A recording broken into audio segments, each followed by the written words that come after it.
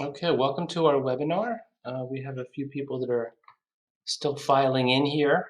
So just a couple of things we want to let you know as we get started. Um, First of all, my name is Dan Ascher. I'm the owner of A Plus Test Prep and Tutoring, and I'm joined by Corina Jenkins, who is the outreach coordinator for Fusion Academy, which has locations in Ardmore and Malvern. She's going to tell you a little bit about it as we get started. And we are planning to run an hour. It may be a little bit shorter than that, um, but we strongly encourage your questions. So we don't have chat enabled, but there is a question box at the top of your screen, and we want you to please ask questions throughout. And we'll also have a Q&A session available at the end for any additional questions. Okay, Corina, you can go ahead. Yeah. So welcome everyone. Thank you all for attending our Parent Education Night. My name is Corina Jenkins. I'm the Director of Outreach for Fusion Academy. We're the most personalized school in the world, where the one-to-one classes are customized for each and every student, creating a life-changing education experience. I'll start off with some housekeeping. The happy face is to express any reactions, and the telephone is the option to call in. But most importantly, please put any questions in the question mark tab at the top of your screen, and I'll be asking Dan the questions during our presentation as they come in. And now it's my pleasure to introduce my good friend and colleague, Dan Ascher. Dan Ascher, Ph.D., president of A Plus Test Prep and Tutoring, has been a professional educator since 1988.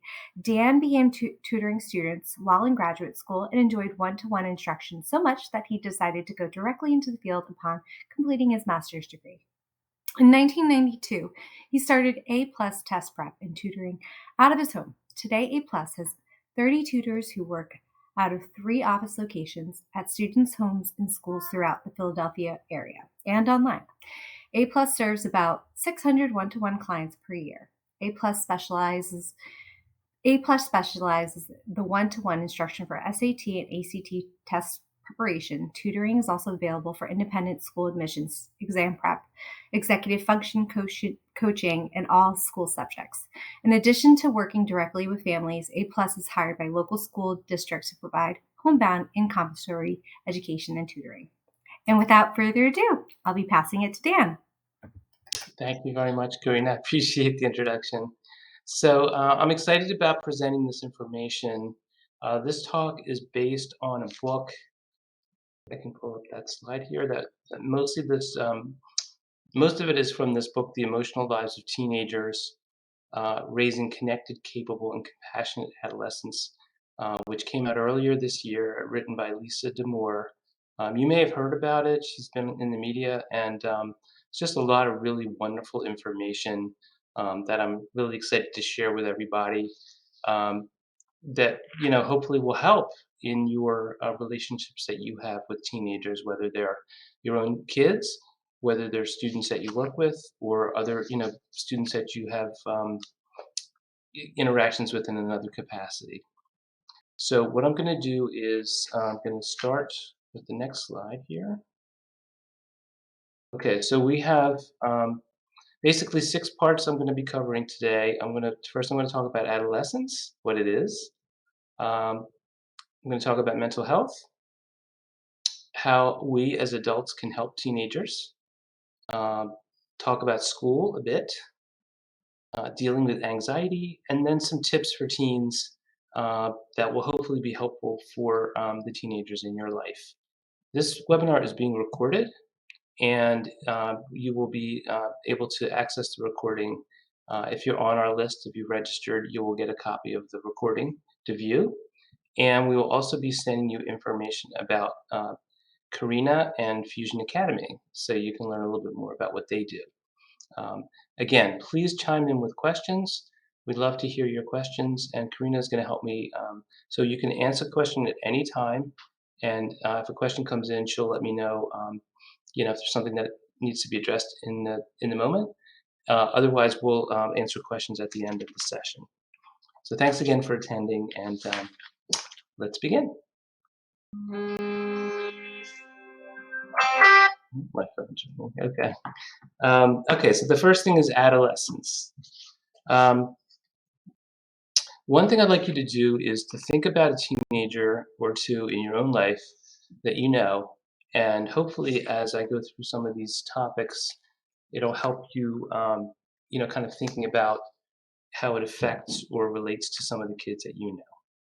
So the first thing to keep in mind is that adolescence starts at around the age of 10 or 11, basically with the onset of puberty. So adolescence is defined as a period that starts at around that time. It starts with the onset of puberty. There are gender differences between boys and girls. Um, uh, Girls tend to reach puberty earlier than boys.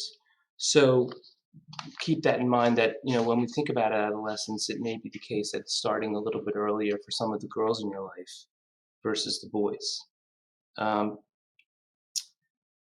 Also, in terms of how some of the things that affect boys and girls differ, it may be related to some of the social aspects, which we'll talk about a little bit more in terms of how adolescence and mental health uh, affect kids differently. So, one of the most important things to be aware of right now, this is a really key concept, is that when kids hit adolescence, there's a growth spurt in the brain. So, m- just like if you think about toddlerhood, when kids get to toddlerhood, their brains are growing and expanding very, very rapidly. And something similar is happening during adolescence. There's a very large growth spurt in the brain, and there are a lot of new connections being established. And this is something that affects their behavior, which we'll talk about a little bit more in detail. But important things to keep in mind are the tasks of adolescence are individuation.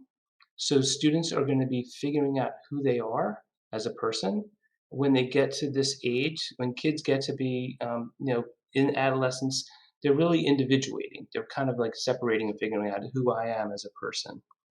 Um, they're separating.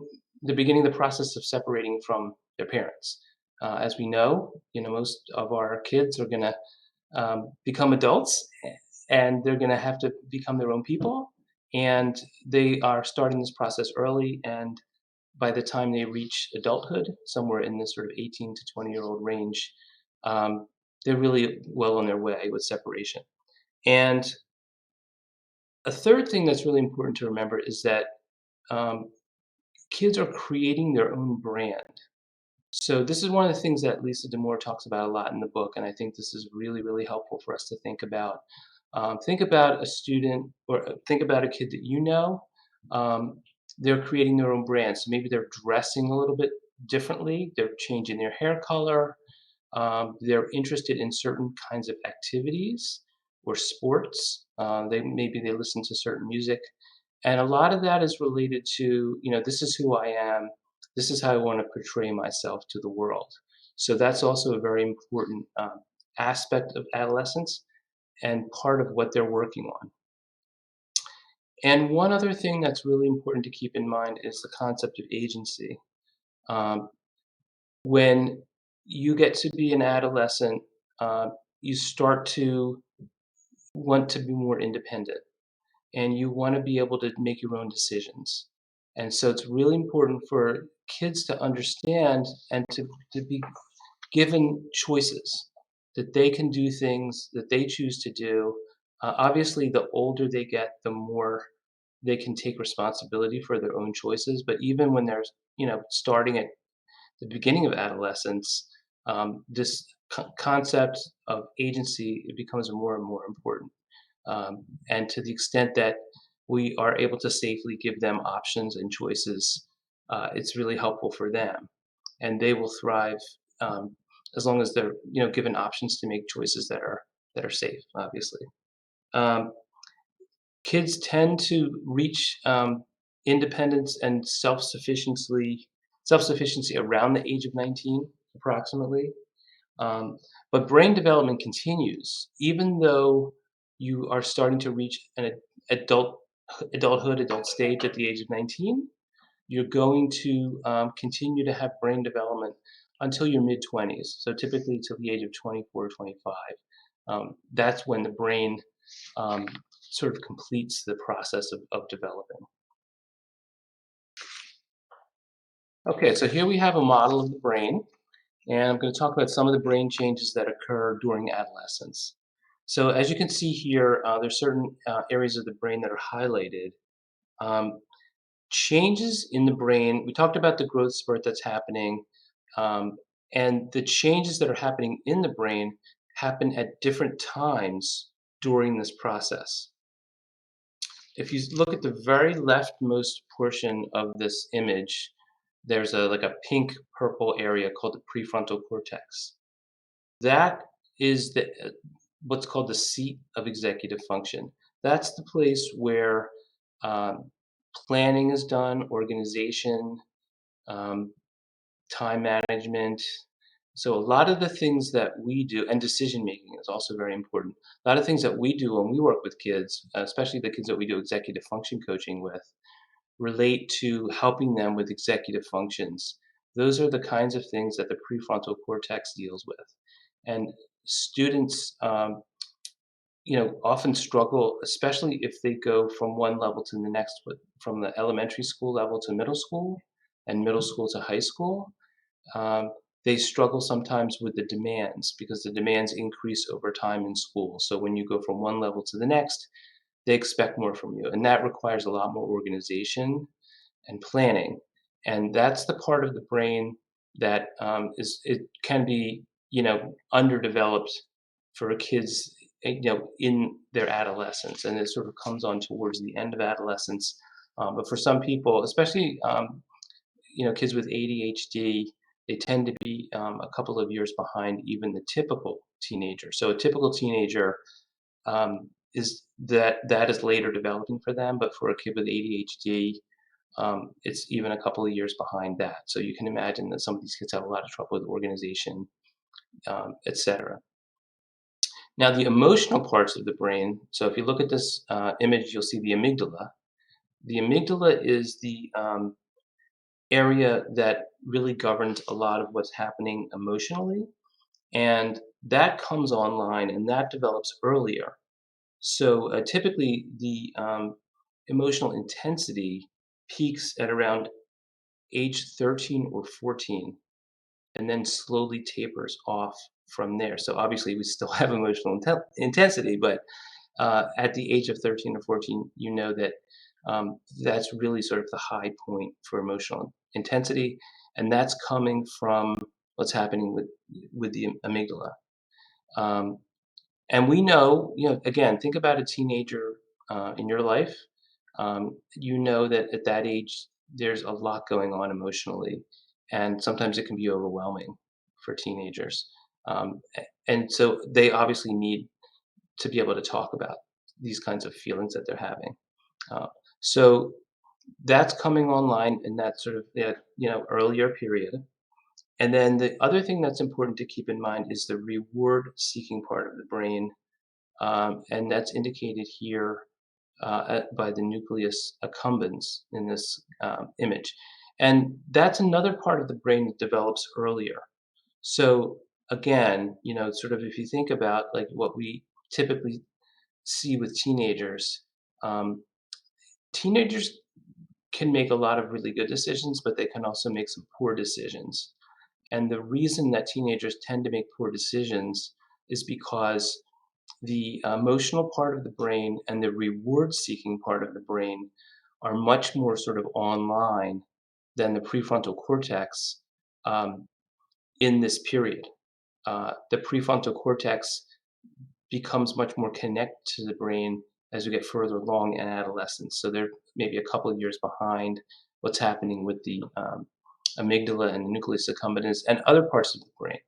So an example would be, um, let's say you have a group of teenagers that are in a car together, 16-year-old, 17-year-old, and they may be doing some risky behaviors, driving much too fast, or taking other kinds of risks, that they may be doing that because the reward center of the brain is like definitely online at that point, and they're much more like excited by those kinds of risky behaviors. The prefrontal cortex is not completely active and is not communicating as effectively, so it may not intervene and say, "Hey, this might not be such a great idea to do this." So that's one of the things that we're seeing with teenagers, that the emotional intensity and the reward center are really online much earlier than the decision making part of the brain. By the age of 15, kids are reasoning at an adult level, um, but their ability to maintain perspective is not where it needs to be. They're not at the adult level. So again, their logic and reasoning may reach an adult level, but these other things that I just mentioned are not there yet. In addition to gender differences that we discussed earlier, at the onset of puberty, there are typically gender differences in what can, kids may consider rewarding. So again, we talked about the reward center coming online for a girl. What they consider rewarding may be different than what a boy considers rewarding in some cases. And again, I mentioned earlier that some of those things may be socially oriented more so for a girl than a boy. Um, than the example I just gave of driving really fast and taking some risks that way, may be something that would be more rewarding for a boy at this age. One other thing to keep in mind is that moods shift rapidly during this period. So kids can move rapidly from happy to upset, and then they can go in the opposite direction too. So one of the things that Lisa Damour talks about in her book is how a student may, or a teenager may be talking to a parent, and they may be really struggling emotionally and having a really difficult time. But then once they talk to their parent about it and they sort of get it all out, they may actually change their mood quickly and become actually pretty okay and pretty happy at that point, which is something that is important to be aware of.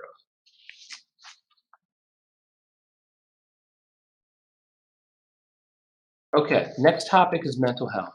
And again, if you have questions, please feel free to put them up into the question area, and we'll be happy to address them as we get to those areas. So, mental health. The first thing to remember here is that what is the definition of mental health?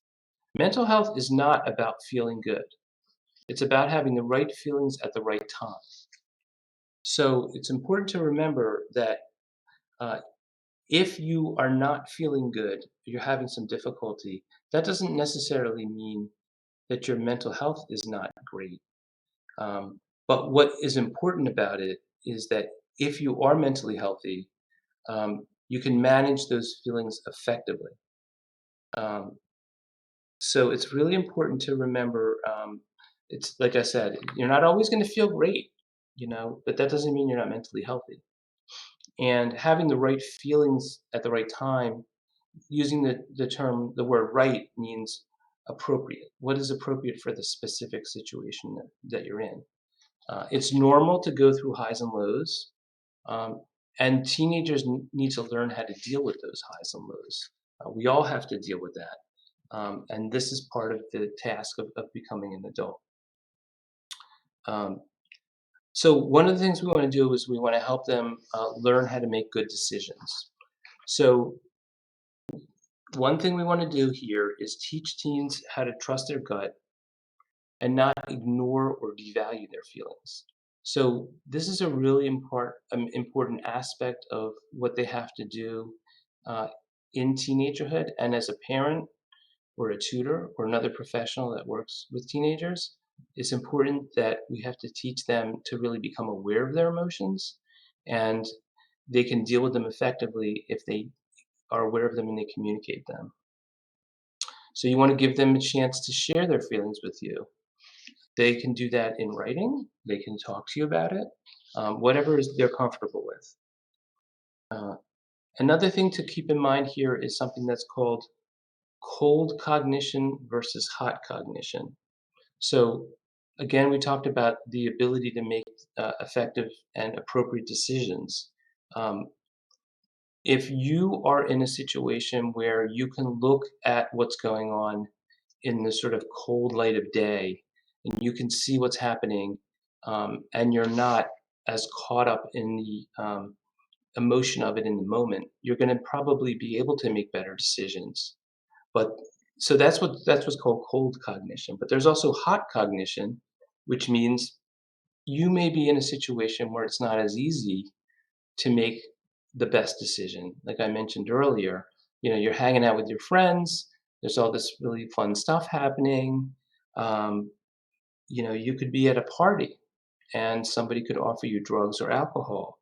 Um, and that's a situation where you're caught up in the moment and it may be difficult to make the best decision. So, one of the ways we can really help kids with that is we can help them anticipate and think through the situation in advance. So, if we know that they're going to be attending a party or they're going to be in another situation that may offer this kind of circumstance where they have to react, it's a good idea to sort of do like a role play or discuss it in advance and say, okay, well, let's think about what's going to happen here. You're going to be at this party. Somebody may offer you drugs or alcohol, and maybe that's not the best decision. So, how will you react? So, you could actually rehearse that. Say, this is what I'm going to do. I'm going to say, X or Y, um, and I will be okay with that. I'll be able to make that decision because I've thought about it in advance rather than having to deal with it in the moment.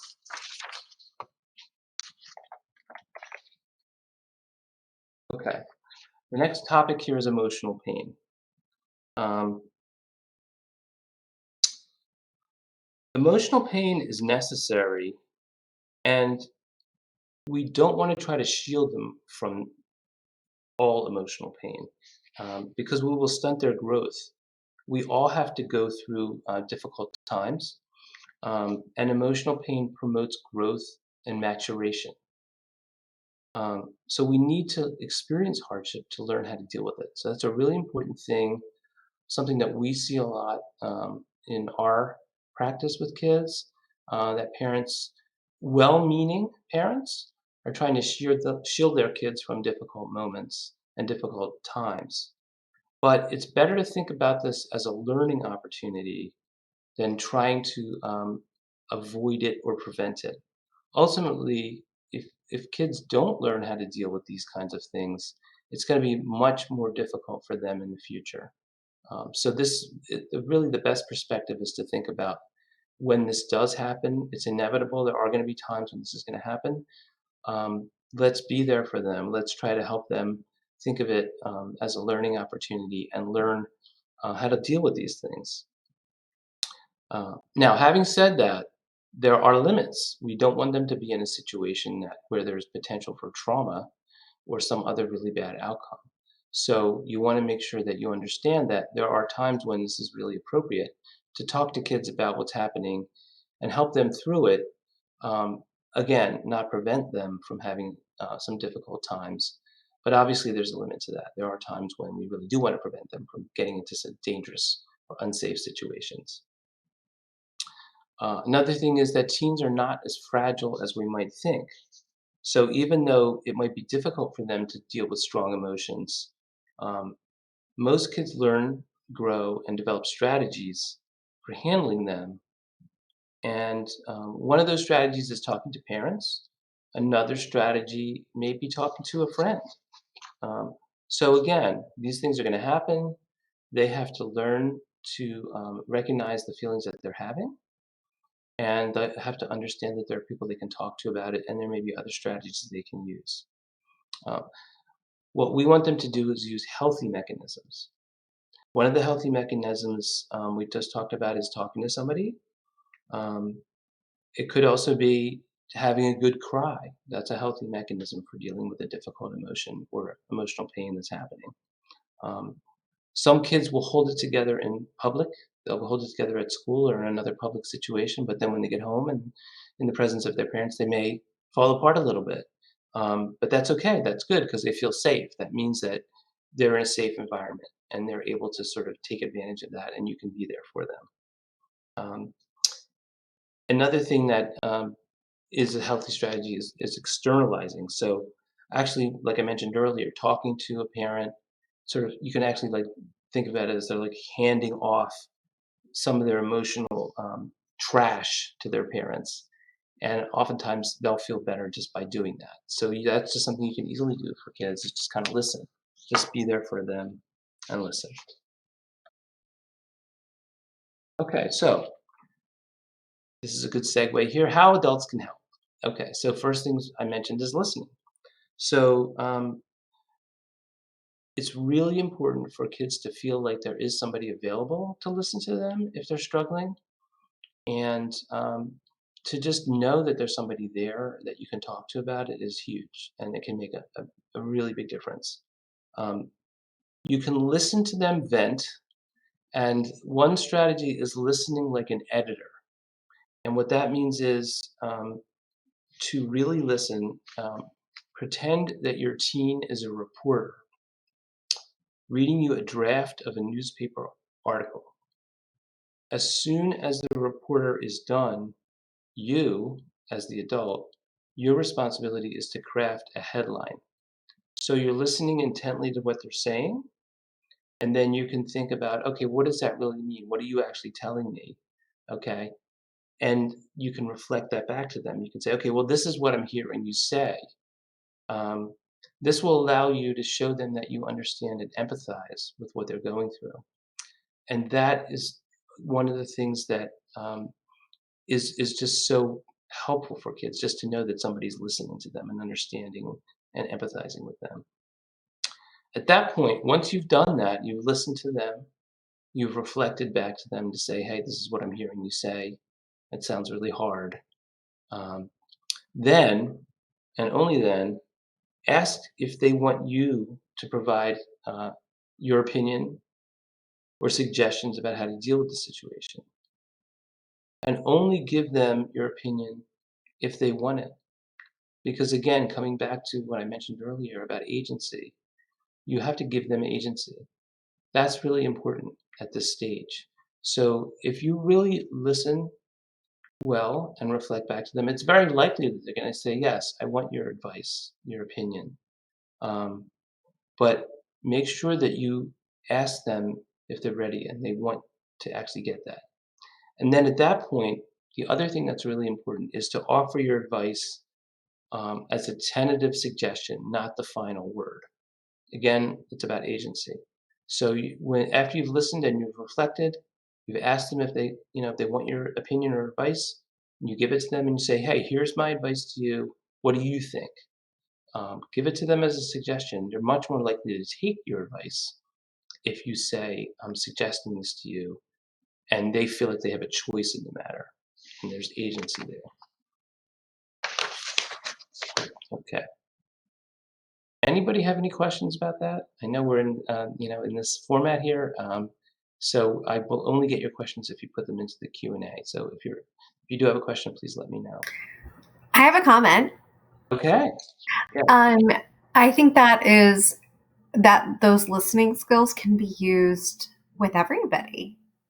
And I think I love the headline because it takes your opinion out of it, or saying, oh, that's really bad, or that, you're just, so what I'm hearing is that, Sally really criticized your paper, or so and so. Right. Or it You're felt not that putting way. your own opinion in it, and then you're asking if they want your opinion. Yes, exactly. So if you're listening well intently to them, you should be able to reflect back what you're hearing. And Mhm. that's going to be huge for them. They're going to feel like they're heard, you But know. without putting your own spin on it. And I think that's Right. that's that's where people tend to shut down, That's right. because they may not be ready, like you said, for your advice. Yeah. Do you want advice, or do you want consoling? Right. And Exactly. and, That's and so important that you listen, and you listen non-judgmentally, and you just say, "Hey, I hear what you're saying." If you start jumping in with advice or your opinion about it, you can shut them down. exactly, just And then being you're very not. objective. Okay. Yeah. give them a chance. And like you said, that's true for adults too. It's not just Hmm. for kids. People want to be heard, and they'll let you know, if you ask the right questions, that now is the time that I want your opinion and your advice about it. Um, 100%. yeah, and people even in obviously other relationships in your life, you have that kind of situation where somebody's telling you something, um, you don't want to just jump in right away and say this is how I feel about it or this is what I think you Hmm. should do, because that's not necessarily what they need. And you don't have all the information quite yet too. Right? Right. That's true You're too. waiting to hear, I'm also kind of relating it to, like, as when my husband gets home and he's had, like, a rough day at work, um, and he's like, "Oh, so and so is saying this and this and this," and I'm like, "Mhm, mhm, mhm." And if I was to jump in and say, "Oh, that person's a jerk," or whatever, and it's like, "Wait, hold on a second. I didn't say that they were a jerk. I just said that they were giving me a hard time." And it's Right. you're stopping them in their story when there's so much more to gain from it, right? So That's I true. really appreciate that, putting that Yeah. frame again. The the title of a news article is Hmm. really, like, I like that picture. So that was my comment. Right. Okay. Yeah, I would say also, like you mentioned, I mean, it's a really important thing in a marital relationship because when somebody starts to tell you something that they're upset about, um, they are not necessarily looking for solutions. They Hmm. may just want to be heard. And Hmm. that's helpful and beneficial to them to just hear, to say, "Hey, I hear you. I hear what you're saying, and it sounds like this is really hard for you. Maybe later I can give you my Hmm. opinion if you want me to help you solve this problem." But initially, maybe you're not really asking for a solution. You just want somebody to hear you, and it's the same kind of thing. So it makes a huge difference. It's a big thing.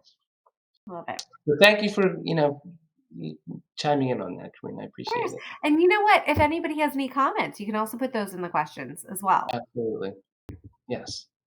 Okay, so the next topic we're going to talk about is why kids dislike school. This is a really cool thing. I think is really enlightening.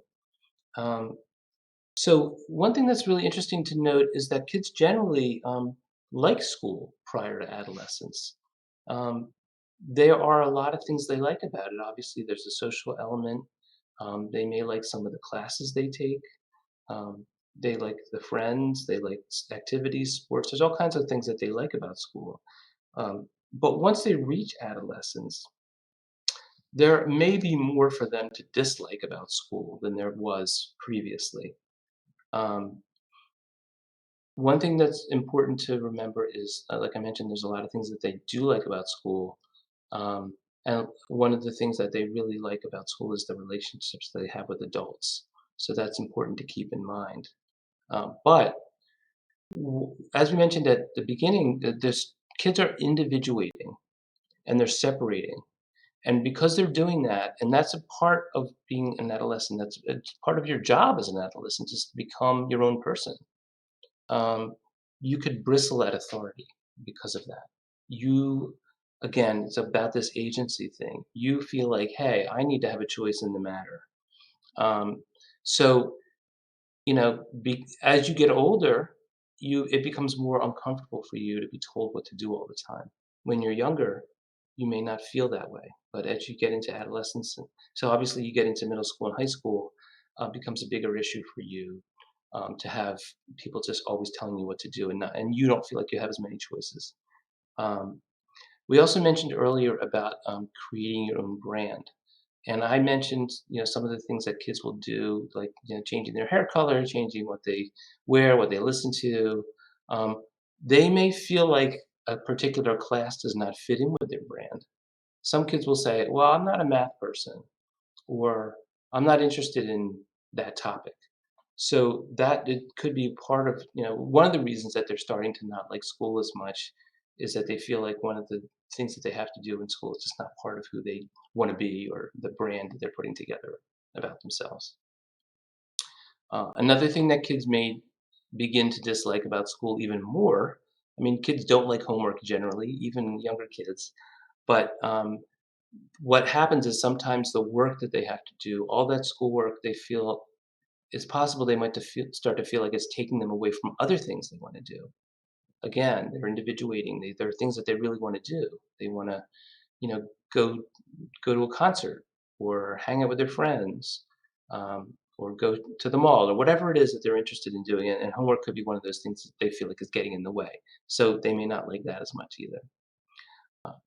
Now, one other topic or one other really cool way of looking at this, and Lisa Damour puts this in her book, I think really, really well, is that she says school is like a buffet where students are required to try everything that's being offered. As adults, we can choose what not to try. For example, I know many adults that are happy that they never have to see math again. I hear that all the time from people. Oh, I never liked math, or I'm so glad I don't have to deal with math in my work life or whatever. Um, again, this is about the lack of agency. Kids are forced to take classes, and they may feel like I don't really like that class or want to take that class. So it becomes more of an issue for them um, as they get into this stage.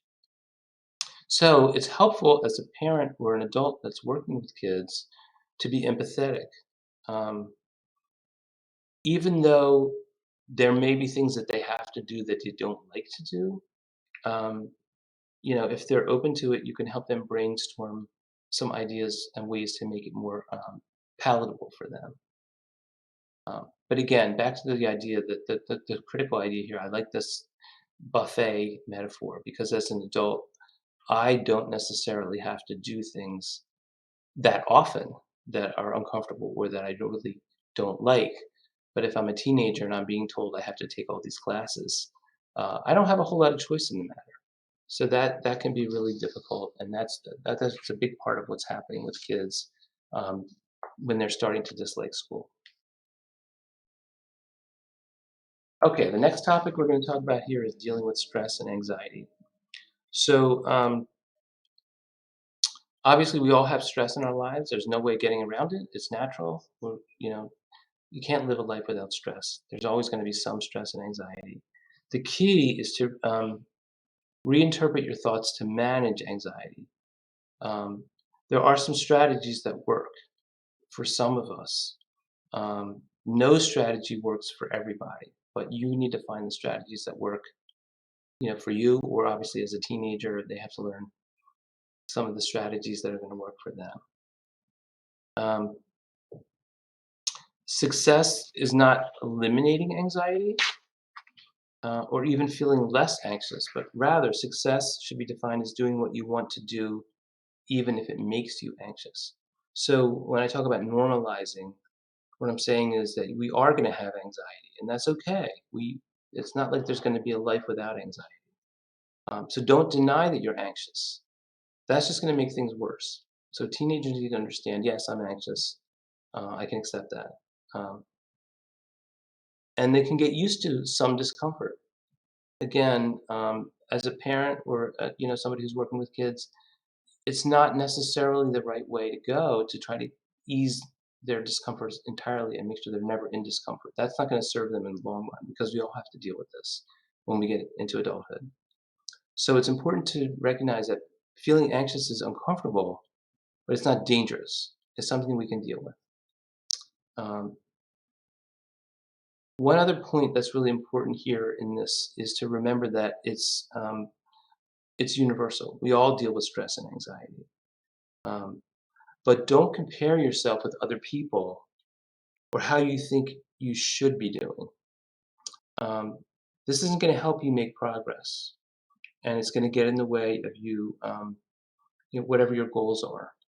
Because if you're being self-critical, if you say, "Oh, I shouldn't be so stressed. Look at that other person. Look how easy life is for them." Well, first of all, you don't see what's really difficult for them. They may be presenting something that isn't entirely applicable, or you can't really see what's going on with them in reality. So don't look at other people and compare yourself to them, and don't hold yourself to some standard of what you should be doing. If you're in this situation with stress and anxiety, it's okay. Accept that that's part of life. We're all going to have to deal with that. Okay, so number two, evaluate what's going on here. Can I reinterpret the situation? So one thing that's important to remember is to as you start thinking about it and thinking about what's going on here, um, if there's a difficult situation that you have to deal with, start thinking about it in advance. Don't wait until the last minute. Uh, One thing that I would advise for teenagers is to do this in writing if possible. Think about your past successes. Remind yourself that you've done something like this before. If you're in a difficult situation, you know that in the past you've dealt with difficult situations and you may have been uncomfortable, but you got through it. So you can remind yourself that you've done it before and you can do it again. One of the things that are really helpful for kids dealing with stress and anxiety are some cognitive behavioral therapy techniques. So cognitive behavioral therapy is one type of talk therapy, and it's very oriented towards doing things. It's not just listening and talking. That's great too. That's important, but there are things you can do actively to help yourself. Um, One of the things is don't catastrophize. So um, if everything starts to feel like it's it's a catastrophe, it's all or nothing, if you start thinking those terms, it's going to be very difficult to deal with the situation. So you can ask yourself questions like, um, if you're thinking about a situation that's difficult, maybe you have an upcoming exam or a paper to write or something else that's going on. um, Ask yourself, what are the chances of this thing actually happening? Maybe the thing that you're worried about is possible, but there's a very low likelihood that it's actually going to happen. Um, and then some of the other cognitive behavioral therapy techniques include asking yourself what would be the consequences if it did actually happen. So it's possible to think about, oh, this bad thing that could happen. For example, I don't get accepted into this club, or I'm not going to be able to take this class, or something like that. Well, maybe that would be bad, but I could live with it.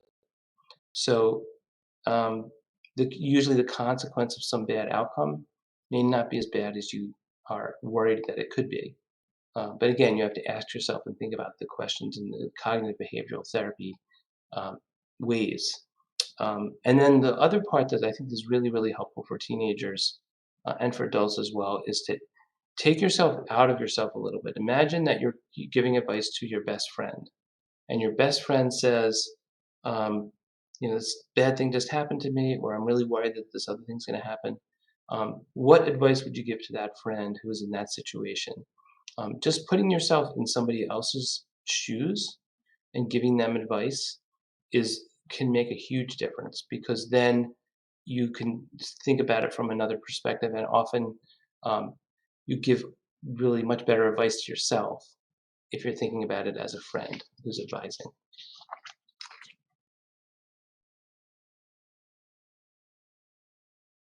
Okay, a couple more things. What kids can do about it. Um, Remember that it's hard work. It's okay to be uncomfortable. Um, that's just part of life. If there's something that you need to do that you feel like is a mountain that you have a hard time climbing, or if there's something that feels like it's just a huge uh, problem that you have to deal with, start by doing a little bit at a time. So imagine that, you're a teenager, you've just been assigned a research paper. It's something you don't have a ton of experience with, and you're just very intimidated by it. So what we recommend is for kids to just take a little bite of it. Just do one little piece at a time. Um, that could be studying for a test, writing a paper, or some other project they have to do. So just doing one little piece at a time will get you started. Otherwise, it becomes a big mountain that you're just afraid to even start climbing. Focus on where you are now. Don't worry so much about where you need to be, um, or where you used to be. Just think about what situation you're currently in and how you can do, like, again, like just take one little step at a time to get there. One small step at a time will get you to where you need to be. And we talked about initially about executive function skills. That's one of the most important executive function skills is planning. And you can take little pieces at a time, and that'll get you there. Um, And what you shouldn't do is give up. Um, you could be anxious or intimidated, and that's going to make you uncomfortable, but it's not going to make you incompetent. So just remember, you can do one little bit at a time, step by step, and you will get there.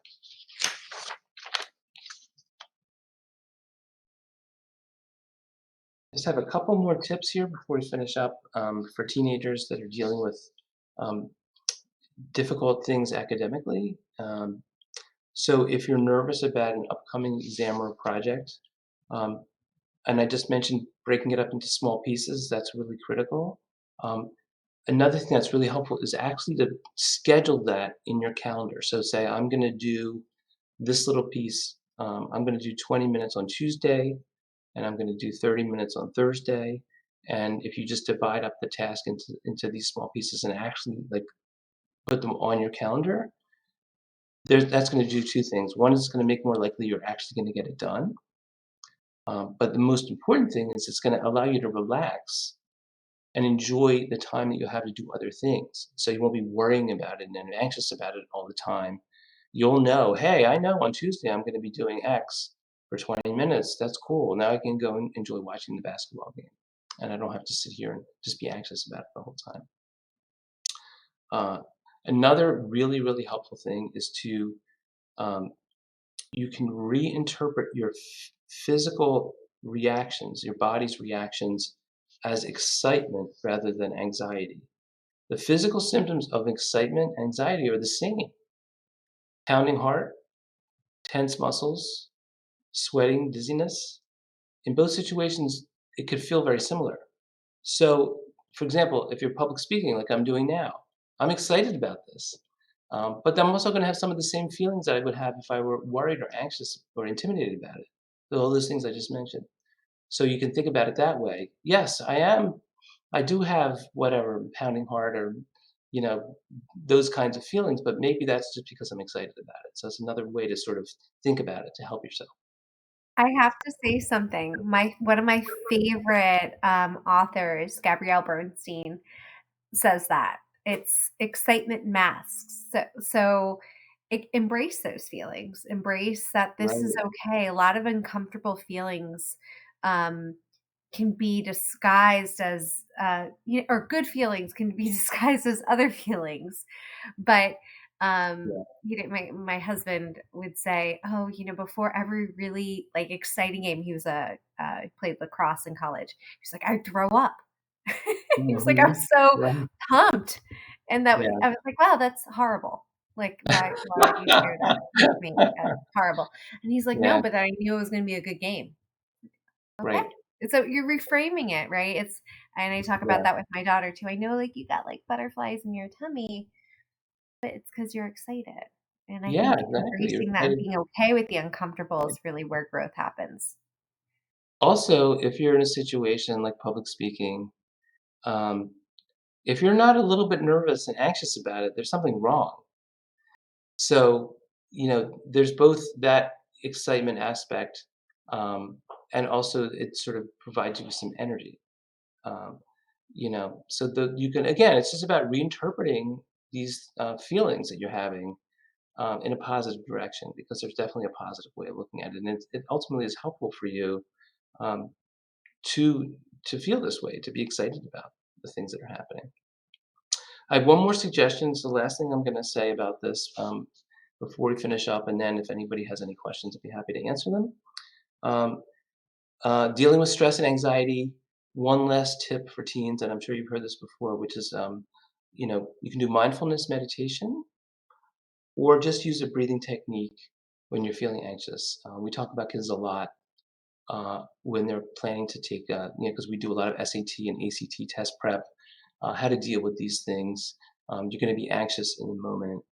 Um, One of the things you can do is just simply like elongate your exhale. So you breathe in, let's say breathe in for 3 seconds, breathe out for 5 seconds. You do that a few times, that activates your parasympathetic nervous system, excuse me, and it helps you feel better. It just calms you down. So there are a few things you can do like that if you're anxious.